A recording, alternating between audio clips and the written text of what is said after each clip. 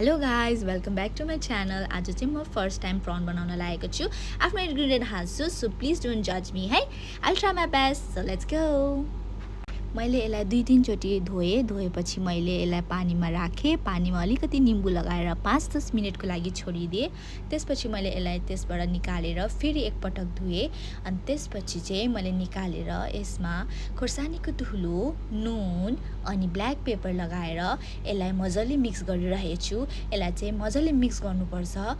So यो सबै मरमसालाहरू चाहिँ प्रनभित्र पस्नु सकोस् भनेर चाहिँ हामीले यसलाई मजाले चलाउनु पर्दछ। तपाईहरुले हातले पनि चलाउन सक्नुहुन्छ, जसरी मैले यहाँ भिडियोमा देखाइरहेको छु। अनि साथसाथै मैले सबै इन्ग्रिडियन्ट्सहरू रेडी राखेको थिएँ। गार्लिक, टमाटो, अनियन, चिली अनि लेमन। अनि मैले तावामा तेल खराएपछि मैले प्याज हालेँ। प्याजलाई पनि मैले धेरै खराइन, हल्का खराएँ, किनकि मलाई हल्का काँचो नै मनपर्छ। त्यसैले मैले यसलाई धेरै खराइन। त्यसपछि मैले त्यसमा गार्लिक हालेँ। गार्लिकलाई पनि मैले धेरै खराइन। तपाईहरुले यो भिडियोमा हेर्न सक्नुहुन्छ।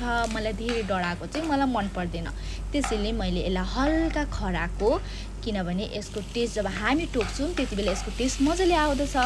त्यसपछि मैले यसमा टमाटर अनि खोर्सानी सँगै हालेँ अनि त्यसलाई मैले मजाले चलाएँ। त्यसपछि चाहिँ मैले त्यसमा हालेँ बेसार, गरम मसाला अनि त्यसलाई मजाले चलाएँ। मलाई थाहा छैन यसमा बेसार र गरम मसाला हाल्छ हाल्दैन भनेर, तर मैले जस्ट हालिदिएँ। अनि त्यसपछि चाहिँ जुन मैले प्रन अघि मजाले चलाएर रेडी राखेको थिएँ हो त्यो चाहिँ मैले हालिदिएँ। हालेर त्यसलाई मैले मजाले चलाएँ। सबै मरमसालाहरू चाहिँ त्यसको भित्र पसोस् भनेर चाहिँ त्यसलाई मैले चलाएकै गरेँ मजाले। त्यसपछि चाहिँ मैले त्यसमा चिली फ्लेक्स हालेँ, किनभने मलाई चाहिँ यो चाहिँ एकदम स्पाइसी अनि साथसाथै मलाई चाहिँ खट्टा पनि चाहिएको थियो। त्यसैले मैले यसमा हल्का चिली फ्लेक्स हालेँ, धेरै पनि होइन, ठिक्कको। त्यसपछि मैले स्वाद अनुसार त्यसमा लेमन हालेँ। लेमन चाहिँ किनभने मलाई सोर चाहिएको थियो, त्यसैले जति क्वान्टिटी छ त्यही अनुसार मैले त्यसमा मजाले लेमन हालेँ।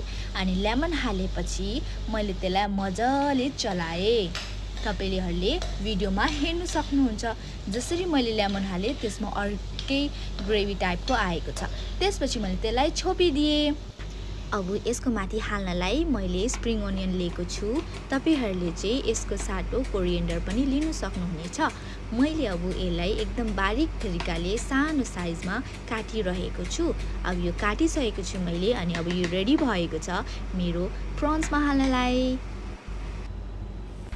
मैले अनि चेक गरेँ कतिको रेडी भइसक्यो भनेर। सो यो चाहिँ रेडी भइसकेको छ। मैले यसलाई मजाले चलाएँ। हल्का हाम्रो ग्रेभी चाहिँ हल्का डढेको थियो, तर इट डजन्ट म्याटर, किनभने यो अब तपाईँले मिक्स गरेकै गर्नुभयो भने चाहिँ यो त्यही मरमसालामा चाहिँ मिक्स भएर यो डढेको टेस्ट आउँदैन। अनि त्यसैले मैले यसलाई मजाले मिक्स गरेँ, अझै मजाले त्यो मसालाहरू चाहिँ त्यो प्रनभित्र पस्नु सकोस् भनेर। So it's now ready. अनि मैले त्यो स्प्रिङ अनियन चाहिँ यसमा छिर्किदिएँ, अलिकति अझै छिर्किदिएँ, किनकि मलाई लाग्यो कम्ती भयो। अनि मैले फेरि यसलाई मजाले चलाएँ अनि now it's ready to serve. अनि मैले अब यसलाई प्लेटमा सर्भ गर्न लागेको छु। प्लेटमा सर्भ गरेर म तपाईहरुलाई देखाउने छु है। हेलो, मैले सर्भ गरिसकेँ। सो तपाईहरुले हेर्न सक्नुहुन्छ यो कति राम्रो देखिरहेछ भनेर। अनि म ग्यारेन्टी दिन सक्छु कि इट टेस्ट भेरी डिलिसियस भनेर।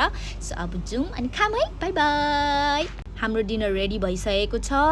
अनि यहाँ हेर्न सक्नुहुन्छ सिकुटी बनाएको छु मैले। अनि सानोलाई चाख्नु दिएको कस्तो छ भन्दाखेरि चाहिँ राम्रो छ अरे। मैले भने साइन दिनु न, साइनमा देखाउनु न भनेको त थम्स अप दिनु हुँदो रहेछ।